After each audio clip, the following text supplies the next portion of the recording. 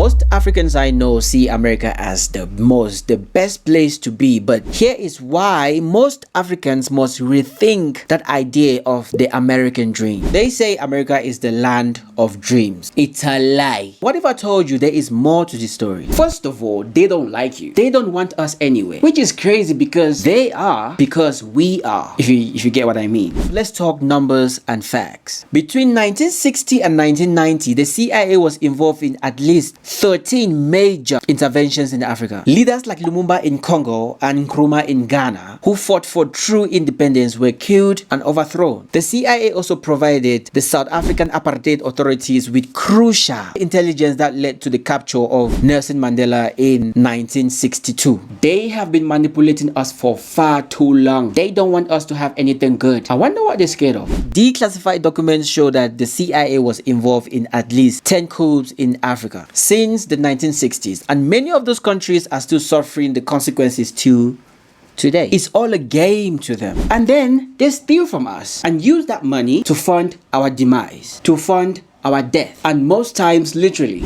Now, let's talk money. Africa loses $88.6 billion every year through illegal capital flight. Thieves! And that is more than what we receive in foreign aid and foreign direct investment combined. By the way, at least one of these aid is literally covertly killing and displacing Africans under the guise of helping. Do you know which aid I'm talking about? The US aid. We all know the US aid helps sometimes, but there is a particular branch that is known for helping politics and democracy around the world. That one is the suspect. According to reports, the US aid has indirectly fueled terrorism in Africa. This report revealed that American weapons and funding meant for African militaries has ended up in the hands of terrorist groups like Boko Haram. This extremist group has killed thousands and displaced millions. So, while the US claims to fight terrorism, their actions have often made it worse for Africans. Also, through organizations like the IMF and World Bank, African countries pay $23.5 billion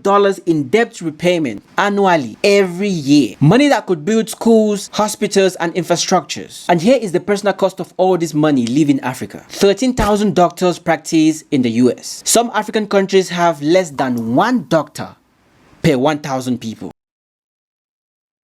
That's right, we train our doctors and lose them abroad. Some of our countries don't even have the capacity to train these doctors. And that is crazy. Look at the amount of money that is leaving Africa. But now, what about those who make it to America or to the West? They face 3 times higher unemployment than the national average. 45% of us work below our qualification level. And 29% report regular discrimination. But here is what they don't want you to know about Africa. African startups raised $4.8 billion in 2022. Our tech sector is growing 55.8% faster than the global average. They also don't want to show you what we are building. Let's just focus on 3. I'll just show you 3. Number 1, the world's largest free trade area, the African Continental Free Trade Area, AfCFTA. This is the largest free trade agreement in the world by the number of participating countries. It aims to create a single market of 1.4 billion people, boosting intra-African trade and reducing the dependence on foreign market.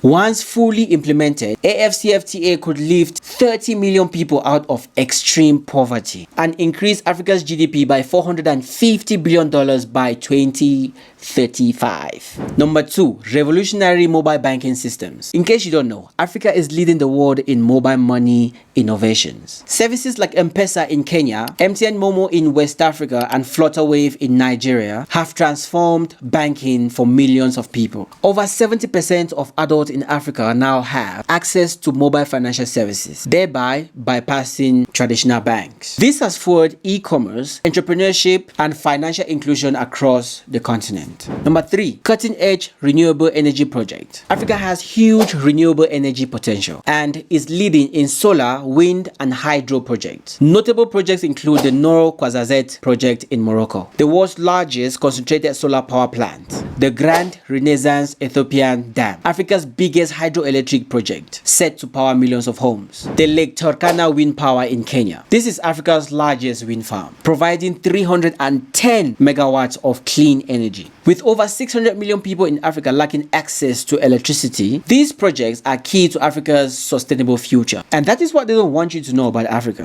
The real question here isn't whether you can jackpot and make it in America. It is whether you are ready to be part of Africa's rise. Because while everyone is looking west, while most Africans are looking west, the real opportunities are here in Africa. In conclusion, this isn't just about choosing where to live anymore. It's about choosing the future we want to build. Because the decision to seek opportunities in the United States is deeply personal and depends on individual circumstances. However, as an African, I think it is essential to approach this choice with a comprehensive understanding of both historical context and contemporary realities. Because while the US continues to offer certain opportunities, Africa's own potential for development and innovation deserves serious consideration. The future of Africa and the US or the West relations need not be defined by historical patterns only. New models of partnership based on mutual respect and shared interest are possible. Now, for some of us considering migrating to the West, if you also care about Africa's development, the key lies in making informed decisions that account for both personal aspirations and broader social implications. So basically, rather than us viewing this choice of moving as a binary between staying or leaving, the focus might better be placed on how we can contribute to the development of our continent regardless of our location. This might mean building bridges between continents, transferring knowledge and resources, or investing in African initiatives while based abroad. This is kind of sounding like a lecture, but I think the path forward for our continent requires a careful consideration of how our personal choices interact with our broader social and economic dynamic. I think by us understanding this, we can make more informed decisions about our future while potentially contributing to positively change both our homes and our host countries. I don't know, that sounds like a good idea to me, but let me know what you think in the comments.